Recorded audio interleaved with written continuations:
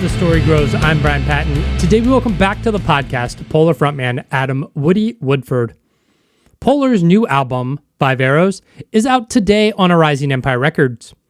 Woody talks about the musical landscape that the band's last album was released into, losing all the members of the band, rebuilding, trying to recapture the band's creative spirit, and a lot more. This was a phenomenal chat. I have loved both times I've gotten to talk to Woody, and I think 5 Arrows is a great record. I know there's a lot of talk about the creative risks taken in this record and the diversity of this album, and that is there. But at its heart, it's still a Polar record, and if you like hardcore, you're going to like this record. So go give it a spin today. You won't regret it. We have a new comment over on YouTube on chapter 556 with Ua from Swallow the Sun. Stalin666 wrote, "Thanks for the interview with this brilliant man. Loving the new album.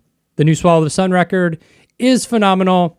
I highly recommend checking out that podcast and that album if you haven't. If you're new to the podcast, thanks so much for listening. You can find links in our show notes or over at asthestorygrows.com to our mailing list, to our Discord server, and to our Patreon page where you can get early access to every episode. We've had a lot of free members sign up on Patreon, and I just want to say thank you. I appreciate it, but there's no early access until you're $1 a month member. So if you're interested in getting early access to the pod, $1 a month, I'd appreciate it. Enjoy today's conversation with Woody from Polar.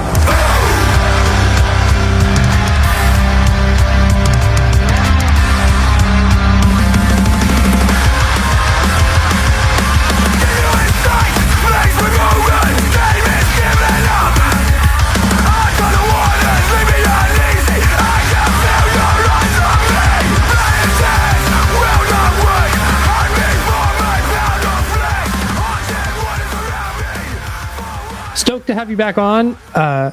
Yes. Yeah, I was about to say we spoke before a while back. Yeah, it's I saw this meme and it was like, basic time has no meaning since 2020, right? Like, because I was like, I just talked to the band. They just put an album out, and it's like, well, I mean, when we talked, it was December, but that album came out in January of 23, and it's like, I mean, it's basically been 2 years. Yeah, it has, and a lot has changed. Right. Yeah, loads. Well, yeah, I mean, it's been a journey. Yeah. And I guess I was just on the hype of releasing that record, and like, and now I'm here and I'm promoting a new one. So and the space in between, I guess. So yeah, for sure. I went back and listened to our previous chat because there are details I wanted to remember. You had talked about the last record, had taken so long to write and record and put out. At what point do you release that record and are like, all right, we're already done with these songs, we got to start writing the next one? Okay, so looking at the timeline of this, so the record came out in January. Everyone left in March, like late March. We had some shows booked, and obviously as the band got rebuilt, we honoured the shows, and we kind of discussed that I think even for the band's sake, they had to be played, some of them. Yeah. So we just integrated them into the set, and we had a massive change in back of house as much as we did in front of house. So we had like a whole new management team, a whole new booking agency. So it was like a lot of fresh heads. Yeah. And the instant thing, which was once everything was in place and the decisions had been made and everyone was happy to go forward, was that it needs music. You can't do this kind of dramatic change and then rely on an old back catalogue. And so an album that took 2 years to make lasted 3 months. Right. Sadly, I don't think the record did as well as we had hoped as well. No. It was really hard because I mean, I can look at it back now, and I can be quite with a bit more maybe hindsight. We'd locked ourselves away from the world. We disappeared. Obviously, the pandemic had happened. and we kind of kept writing music, and I guess we hadn't really taken notice of what was actually happening around us, like within the music scene, and the developments and what actually people were listening to. So we were kind of headstrong thinking, and don't get me wrong, I'm very proud of the record, and I think it's very well written, and it definitely has a place in my heart. But at the same token, I don't think we were writing the right music at the right time. And we came out with this record, and I just don't think that there was a massive market for it. And I don't think people were really into that, and then suddenly it was like the blinkers came off and everyone left the band. And I was like, oh, wow, yeah, there's a lot else going on out there that people are really jumping on. And like, maybe the finger on the pulse wasn't so much there. But I'm still proud of that record, but it didn't do the springboard action I think that it was hoped it was going to do. But it did allow me to build a bridge to get to where I am now. Which I just imagine the toughness of like the pandemic kind of reshifted everybody's life priorities anyways, and you either want to go a new direction or know what you're passionate about and what you keep chasing, and then on top of that you spend all this time on this album that falls flat. It's just like, well, fuck, what now, right? That was it. I think I think it's like I can't know the quote off my top of my head, but in Fight Club, I think one of the quotes that comes out is, "When you lose everything, you get everything." And I think that's kind of what happened. It was at the time, it was tragic. The relationships with those members now is no longer there.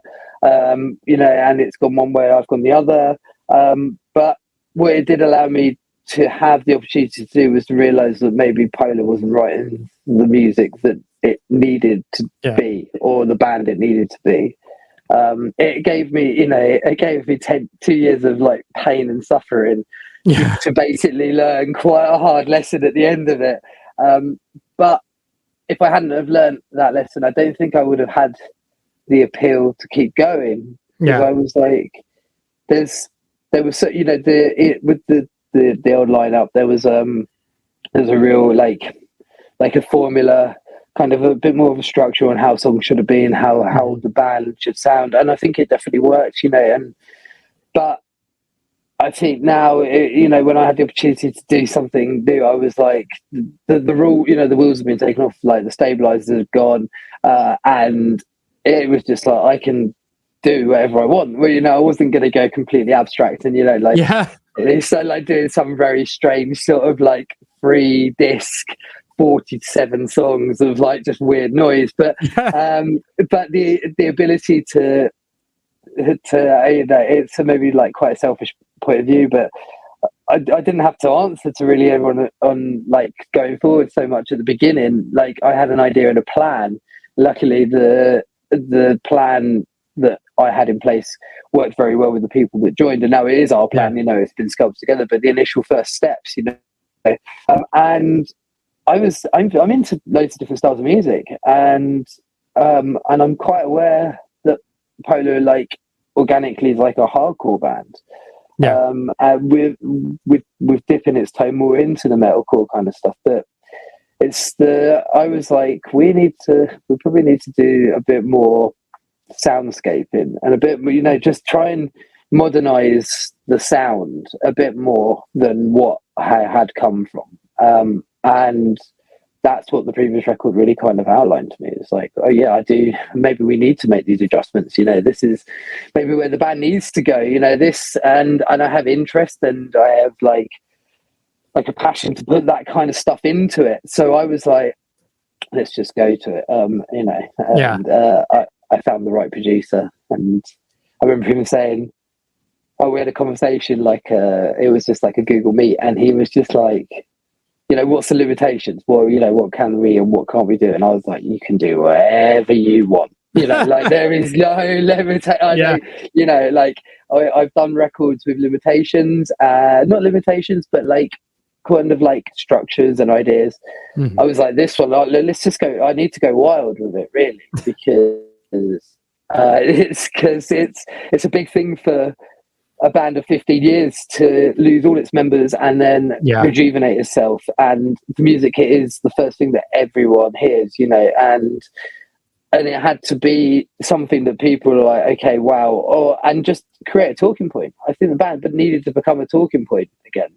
Yeah, I think maybe like the last record created a bit of a sour note at times, and it didn't become a talking point. But this has been a bit of a talking point. These ones have anyway. Yeah. One of the things you talked about last time you were on was just like how the writing and recording process of Everywhere, Everything, little things that could have been worked out quickly took forever because your WhatsApp messages, your, emails, it's like, you're just like, oh shit, like, are we destroying these relationships? Or if you just be like, oh, can you change that note? Then it's like done when you're in the room. Do you think that impacted just like the relationship of the band, just that stress of just like that feeling? Or was it just like, that played a part in definitely like in a sense of it was a death knell. I think you lose creative passion. Like we weren't passionate about a record we'd put together when we got to the point where it goes out to the world and you should be the most passionate person above all the people that listen to it. And we weren't celebrating that. And the relationships as people changed, these were some people that I'd known a long time. And it was just very tragic. And it's, I'm not standing here with the polished halo. Like, I played part in everything, and there were some seriously stressful situations. And like, I was just as much to blame or to add or put fuel to the fire. But I got to a point where I was just like, I want to keep writing music. I want to make more music. I think Polar wasn't done. I wasn't done. That was it. I just wasn't done. Maybe that is what I got out of the pandemic, was the fact that I've just had probably a lot of built up stress and and I want to put it into a certain vessel. But it when a band gets to the point where there's no energy, there's no life. How is I literally thought this, and and I think we had to fight back from it like a while back when we first sort of regrouped as we are now. But I think people realize, and they can see even through social media, when a band isn't happy or it's not really promoting itself, or it's not pushing itself in front of everyone. And people feed off it, like they just think that the band's done. People are very quick to shoot bands down now. You've got to be up on your A game all the time. But like, if as soon as someone sees or begins to see a wobble of some discussion, like people feed off that, and they know that. And I think you could just feel it going down, and it did. It took me to a level where like, I wasn't starting again, but I was, and I wasn't at the bottom of the ocean, but I was going to need to do a lot to swim to the top. Like, and it was, that's a lot to kind of take in. And then I was like, I had all these like, mad ideas of putting all these ridiculous new songs together. And I was like, and that's just going to have a talking point. And like, so it's been a journey. Like I've had to restructure friendship groups. I've had to build a band with people that don't really know each other. Luckily nowadays they're all like best of friends and all in WhatsApp and chat. But like, and we were getting to know each other while having to maneuver a band, and to put it into like time frames and like actual like time frames of when things happened. Like everything took 2 years. This took 4 months. So it's like, but there has been an incredible probably pressure, because this is like make or break. This record had to be, if this wasn't the record that made people talk, then I don't know. I don't know if Polar would always survive, but with the dreams and ambitions of maybe trying to take it to another level, like, would that be sustainable? I just don't think it would be. So, there was this incredible pressure to do this, but like, we had the best producer called Jack Murphy, and he sort of kind of became the sixth member, and he really lived the record, and we were at his studio where we were living it, and it was just, and we were still getting to know each other. This is like very, we all came together on a mutual understanding. I think the best thing about what each one of them have brought is the fact that they've completely honoured, respected, and like wanted to like develop is the what Polar have done in music in the past. They were really on board with that. There was no idea of changing the band name, because they were like, when I kind of explained that, it was like, we can do like what Polar's been doing, but we can just add a new energy, a new level to it. Like, maybe where the band first begun, like having to really turn people's heads because no one knew you, like having that kind of mentality again, of like having to turn heads. And we went in and did that record, and like we just had like, it was a lot of laughter. It kind of came and it went in a really like smooth way. And I think through the very like volatile experience I'd done previously, and I've done 2 records back to back now, so I'm quite exhausted. I don't know if you'll be getting like one straight after this, maybe you will, but like I had a very rocky experience with that record. It was just very hard, not because of any internal message, but like because of the way the world was and the way we had to maneuver ourselves, and this, because we were all in one place all together at once, living and breathing it, and it was smooth, and I got to the end of it, and I was like, if a record can be put together that well and like that smoothly, it can't be bad. There's no sour notes to it, there's no, the only kind of good kind of fun arguments you have is like, what songs are going to be singles. There was so much on there that could actually sort of represent us in our singles. But yeah, it obviously was a huge musical departure from what I had just done, which has obviously been like quite discussed. But I wanted to do that because there's also like, for me, I've put stuff on this record that I grew up listening from other bands. It's very inspired by maybe my generation of like music I grew up, like the things that influenced me when I was growing up. I was like, I want to like tilt my hat to them. So I was like, I still am a big, huge Beastie Boys fan. I was like, what would we sound like if we were to do a Beastie Boys song? I'm quite a big Limp Bizkit fan. I was like, what would like putting these kind of riffs? And then it was like going into the more like Glassjaw was like a very mutual agreed band, and there's little bits of this. And so we luckily just went away and we discussed the music that we liked, the things that influenced us, and there was mutual ground, and then there was stuff on the outside that people would listen to in their own kind of right. And like, I think that's what made this record a bit more exciting. But I think like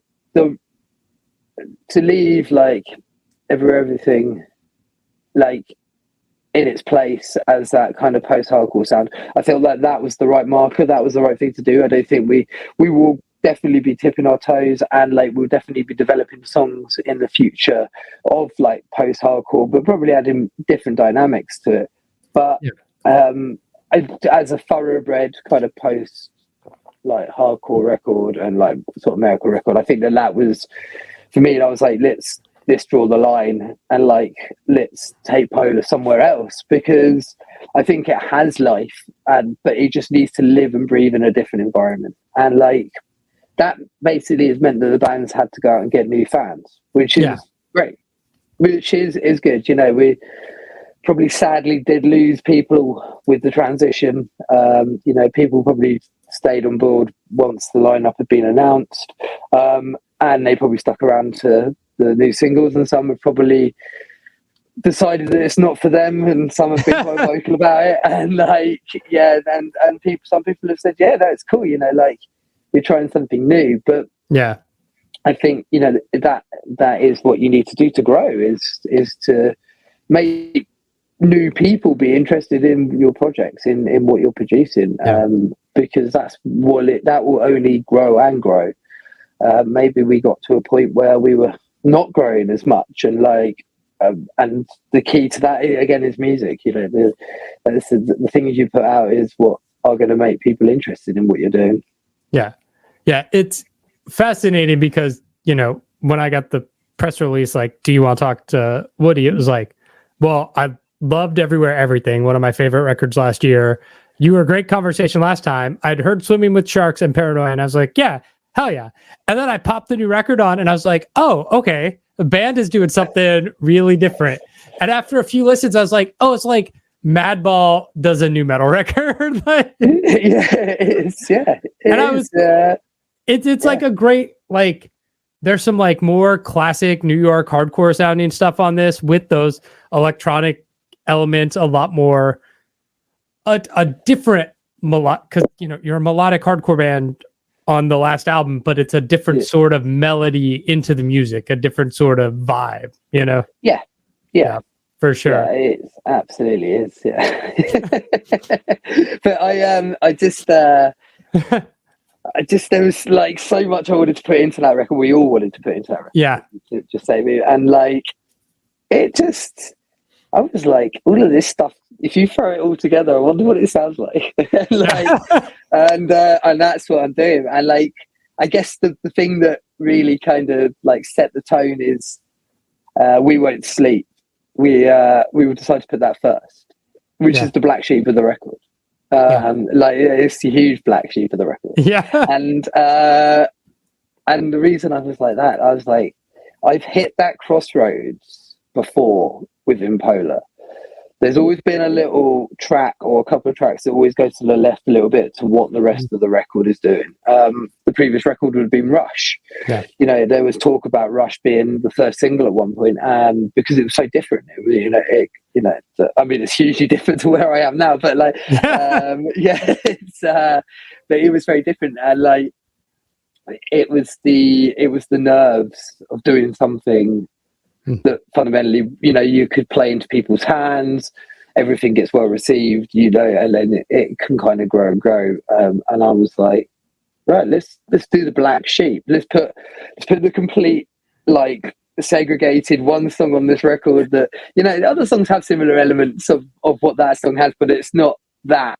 Yeah. And let's get some people talking, and it did get people talking a lot. And there were, and I've said it to quite a few people now, like, I'm happy the fact that there is good and there is bad comments.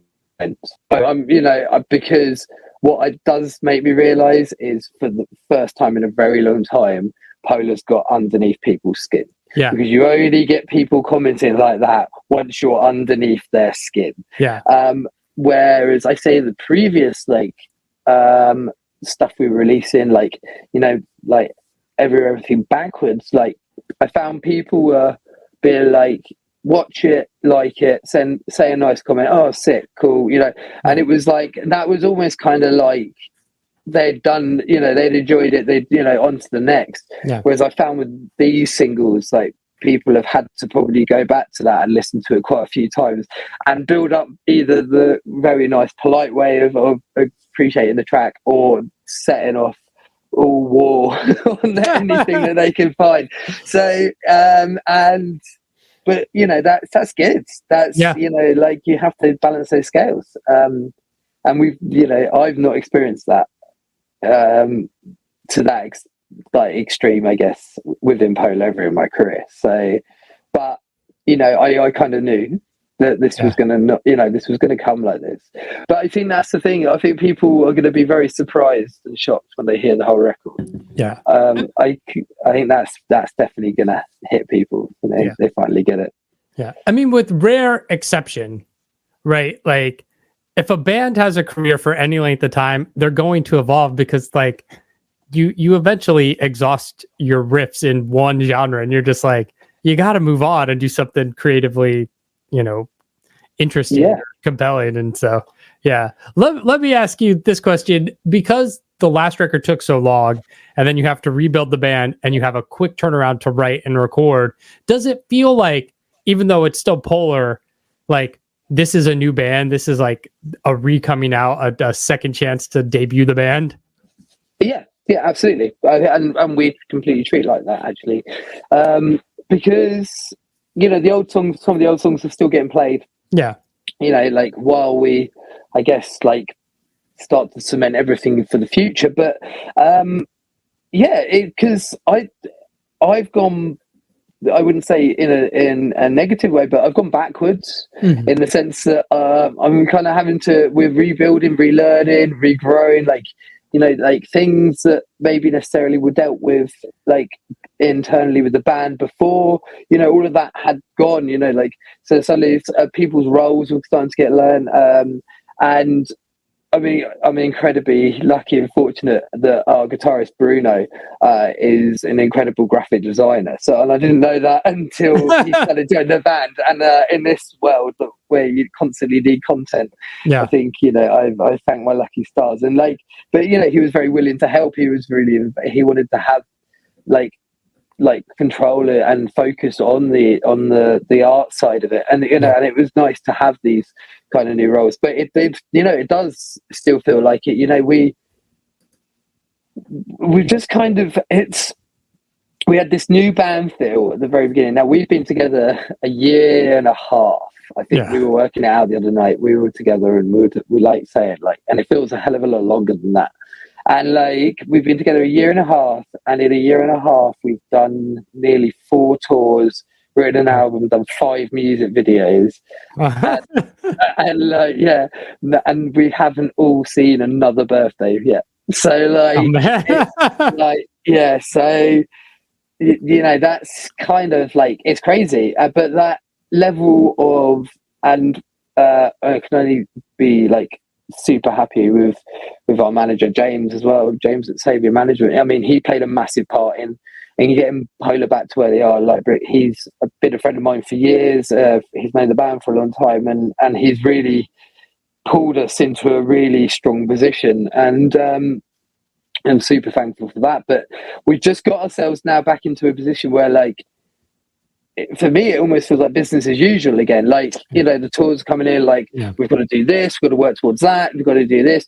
Everyone kind of now sort of clicked into place with what they can do, where we can work things. And it is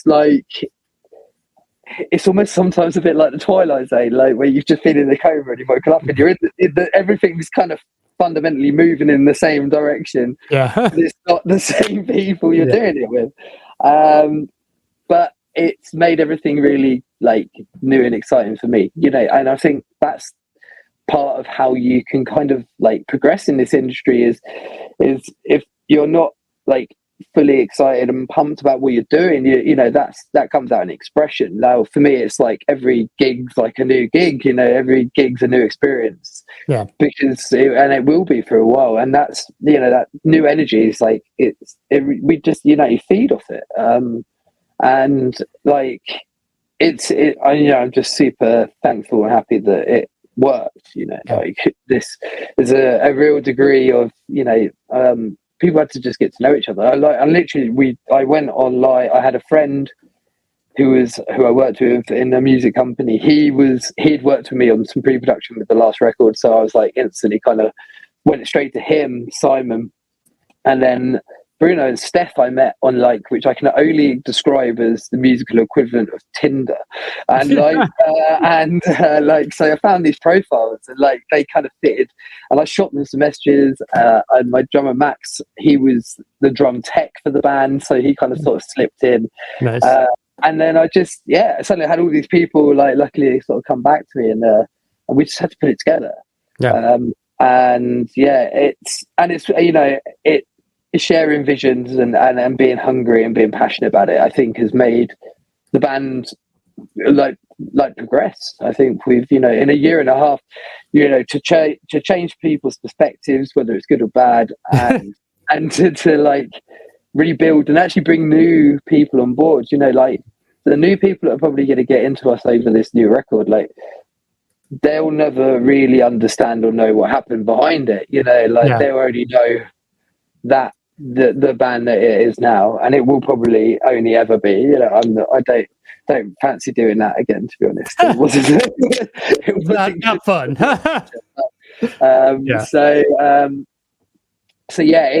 It really is. It's been a real blessing.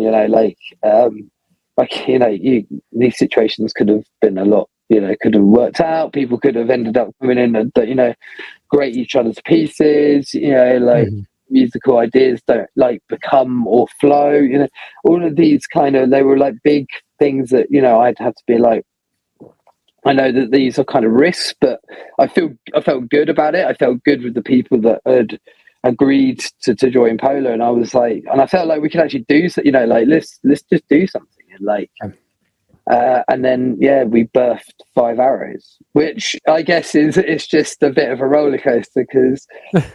Yeah, I think you get sort of like into that record, and there's a lot going on, and there's a hell of a lot going on, and I guess lyrically it tells a bit of a story of where I was, like I think maybe I'm a bit straight to the point, I strike a couple of nerves in there, like there's a couple of lines in that album that are quite raw, and.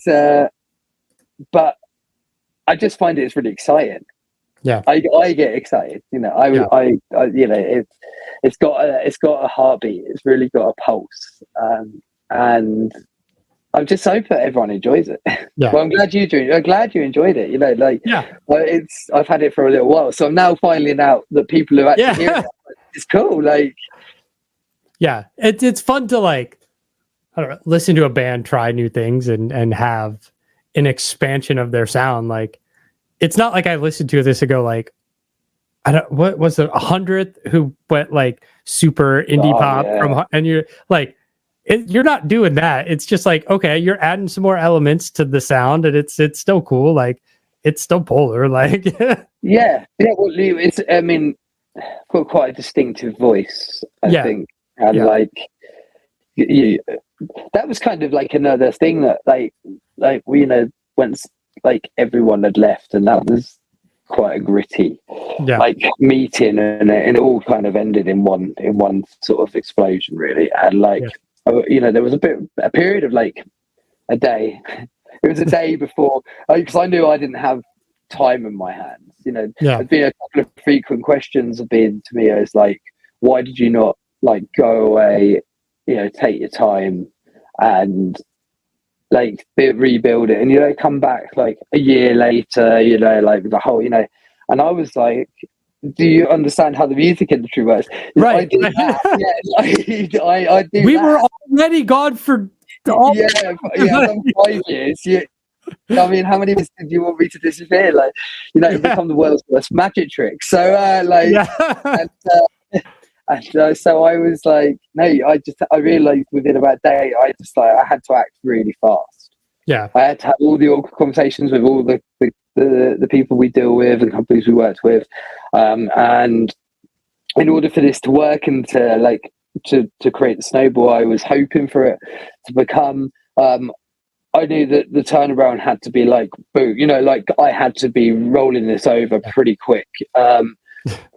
And I guess that really kind of bulldozed over the everything kind of campaign a little bit, because it was like I had been indicated that I had to write new music, and I was there. I was like, right, okay, well that's what I've got to do, and like that, and and I feel sorry for that record, because it was just like I care, but I don't, because unfortunately you are just the bridge that I am walking over to fundamentally make you obsolete, and and we sadly we've decided we're probably not going to play much off that record, because it's just going to leave it to be for how it was and what it was and when it was built, and it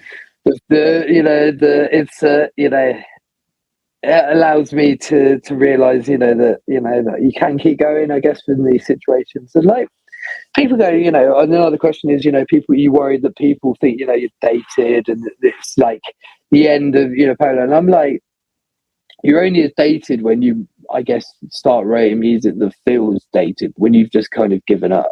But because I've got 4 hungry, quite sort of like musical heads now that are just like, what if we did this, what if we did the idea pool, which fundamentally I think with the previous lineup maybe starting to dry a bit of it, suddenly I'm trying to get rid of floods and and that in itself I think gives the band longevity because it allows us to be able to go forward with the band and write and there is already new music being written because they and all credit to them all, they all want their version of Polar. They're probably quite happy to continue playing some of the older songs and know that some of them will have to be played just, I guess, out of popularity, and like acknowledgement of our back catalogue. But they want to make it their own. I think they want a heavier amount of what they put into the band, and just maybe having to